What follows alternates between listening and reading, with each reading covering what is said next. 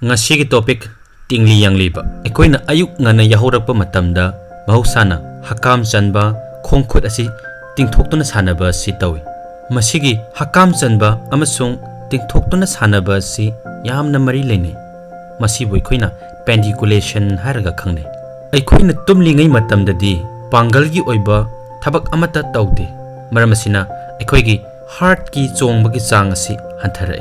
Loinana igi khongjel na chingba sing asisu hantarai. Ekhoi mipum ayambana sap manaba phibamda haibadi sepe sepa longe longba asumna matam sang na yata duna leibana ekhoigi muscle sing asi sap tingduna phajin duna lei. Maramasina ekhoina makeup tholpa matamda yamna phaba hakam chanduna tingli yang libasi yamna mathau tai.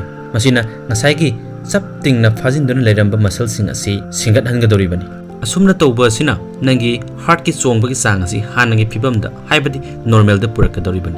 Loinana igi khongjela chingba sing asisu haksang kaya chinba thungna piba ngamgadoribani. Masigi tingli yangli basina nangi ngasaigi chap tingna phajinduna leiramba muscle sing asi komalakani. Asumna nangi numitumagi tawgadaba pangthokadaba thabak thoram sing atu mapung pana pangthokpa ngamhangadoribani. So we need a good stretch in the early morning.